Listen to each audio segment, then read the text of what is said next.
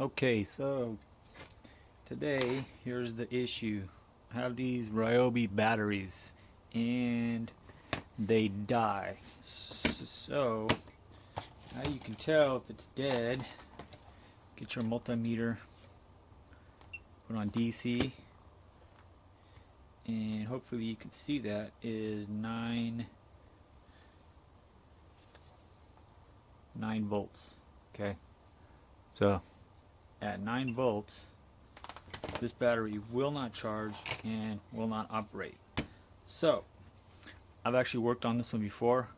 What I do is go to Harbor Freight, get one of their batteries for like $15–20, and it has 5 of these 18650 batteries. So this is basically a rechargeable battery in a battery pack. And you can buy these individual batteries. They're usually 2 for $10 if you go to a store and get them. But this battery pack, you can get 5 of them for about 20 bucks. So about $2 a piece. Really popular battery. I think they even use them in Teslas. Shit ton of them. What I do is I'll cut them out and then I'll solder them. I'll cut the bad one out and I'll solder it in there, and I'll show you how to find the bad one. So each one of these batteries is about 3.7 volts for 18650. So what I do is just go across each one. There's 3.6, 3.5, 3.5, 3.5, and 0.3. So that 0.31, this is the dead cell. And I have a little 12-volt charger that I kind of made from a old laptop charger. It's 12 volts, and what I can do is jump start them. If they're really low, I'll put it on the battery for a little while, see if the voltage goes up. If it goes back up to the 3.5, I'll try it out and see if it works. If it doesn't go up, this one won't go up past 0.4 or something like that. So this one's totally dead. So what we're gonna do is take your pack apart.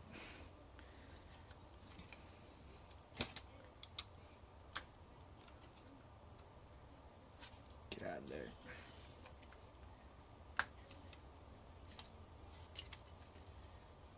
Of course, it's gonna be stubborn when I'm on the camera. All right, you got it out. Then what you do is, what I do is take my Dremel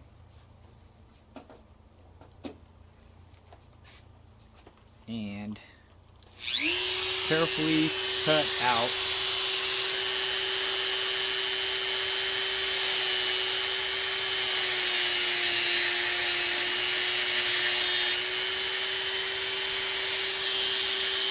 and I try to cut it as close to the soldered piece, close to the battery as possible.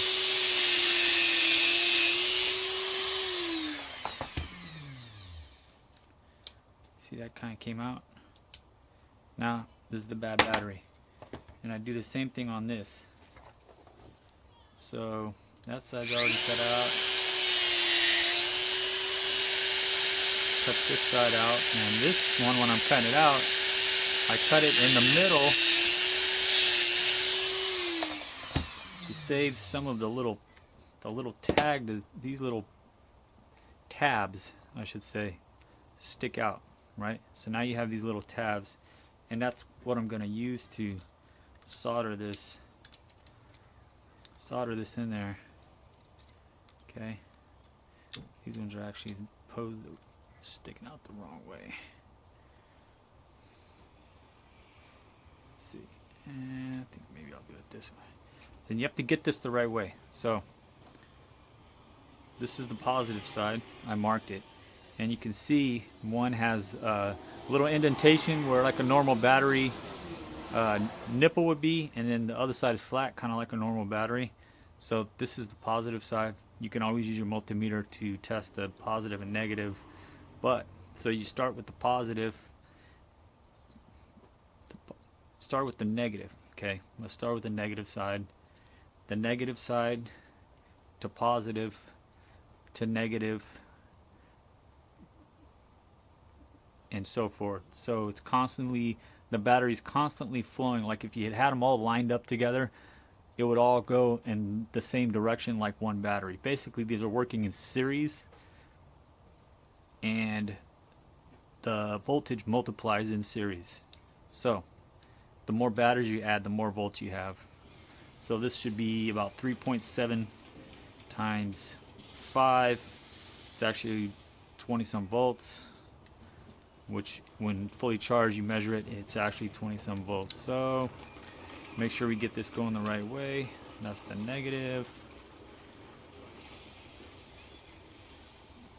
I'm just gonna fold this over, because that's gonna give me a better, this one I kind of split the difference and tuck them.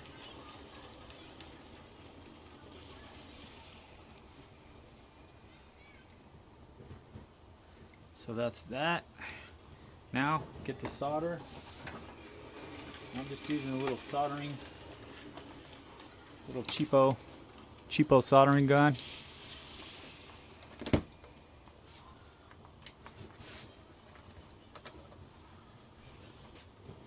And it doesn't take much.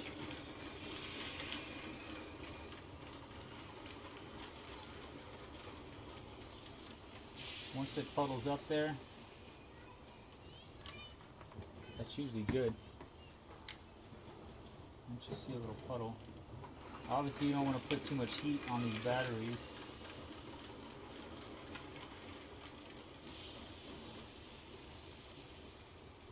That stinks.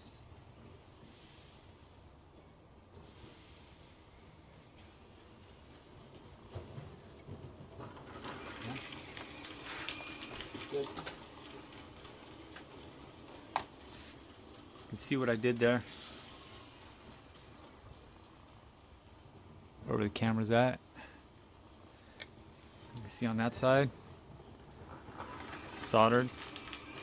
Now, just to verify, I'll take my meter again. Now 3.5, 3.5, 3.5, 3.5, 3.6, 3.7. Okay, now we'll go back to these guys. Red is usually positive, and I'll measure 10.8, 10.9 volts. So 10 is a little low. So what I like to do is take my little charger and make sure I have it on the right, the correct side.